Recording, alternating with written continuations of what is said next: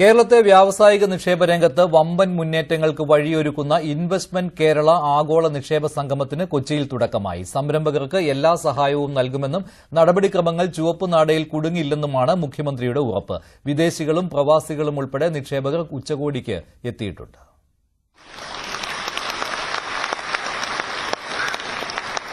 സംസ്ഥാനത്തെ മാറിയ വ്യവസായ സംസ്കാരത്തിന്റെ പ്രതിഫലനമായിരുന്നു ഇൻവെസ്റ്റ് കേരള ആഗോള നിക്ഷേപ സംഗമത്തിന്റെ ഉദ്ഘാടന വേദി. വിവാദങ്ങൾ മാറ്റിവെച്ച സർക്കാരും പ്രതിപക്ഷവും ഒന്നിച്ചു നിന്നാണ് നിക്ഷേപകരെ സ്വാഗതം ചെയ്തത്. നിക്ഷേപ രംഗത്തെ വലിയ മാറ്റങ്ങളാണ് കേരളം ലക്ഷ്യമിടുന്നതെന്ന് മുഖ്യമന്ത്രി ആമുഖമായി പറഞ്ഞു. ഒപ്പം നിക്ഷേപകർക്ക് സർക്കാരിന്റെ ഉറപ്പുകളും. നടപടിക്രമങ്ങൾ ചുവപ്പുനാടയിൽ കുടുങ്ങില്ല.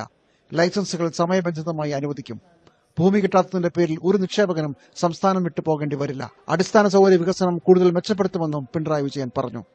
We have taken a holistic view and are paying equal attention to all matters from policy formulation to the last mile implementation.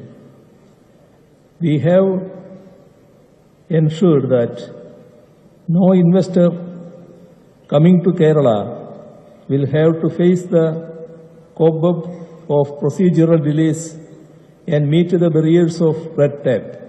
വ്യവസായ രംഗത്തെ നേട്ടങ്ങൾ ചൂണ്ടിക്കാട്ടിയ മുഖ്യമന്ത്രി ദേശീയപാത വികസനം അടക്കം യാഥാർത്ഥ്യമായത് എടുത്തു പറഞ്ഞു. രാഷ്ട്രീയമായ അഭിപ്രായ വ്യത്യാസങ്ങൾ വ്യവസായത്തിന്റെ കാര്യത്തിൽ മാറ്റിവെക്കുമെന്നും കേരളം നിക്ഷേപകരുടെ സ്വർഗമായി മാറിക്കഴിഞ്ഞെന്നും മന്ത്രി P Rajeev. This is the best place for ease of doing business with ease of living. And we, irrespective of other differences, political, ideological and governance differences, we are together to attract more investment and create more employment opportunities to our own youth. This is the right time. This is the right place. On behalf of the government, I would like to invite you all to invest in this country, in this state. This is God's own country. കേന്ദ്ര വാണിജ്യ മന്ത്രി പീയൂഷ് ഗോയൽ, നൈപുണ്യ വികസന മന്ത്രി Jayant Chaudhary, UAE ധനമന്ത്രി Abdullah bin തുക് അൽമാരി, ബഹ്റൈനിലെ വാണിജ്യ വ്യവസായ മന്ത്രി അബ്ദുള്ള ബിൻ അദൽ ഫക്രു, പ്രതിപക്ഷ നേതാവ് VD സതീശൻ തുടങ്ങിയവർ സംഗമത്തിൽ പങ്കെടുക്കുന്നുണ്ട്. ഇന്നലെ രാത്രി കൊച്ചിയിലെത്തിയ മുഖ്യമന്ത്രി 2 ദിവസത്തെ നിക്ഷേപ സംഗമത്തിൽ മുഴുവൻ സമയവും പങ്കെടുക്കും. വിദേശികളും പ്രവാസികളും ഉൾപ്പെടെ 3000 പേരാണ് സംഗമത്തിന്റെ ഭാഗമാകുന്നത്. ന്യൂസ് 18 കൊച്ചി.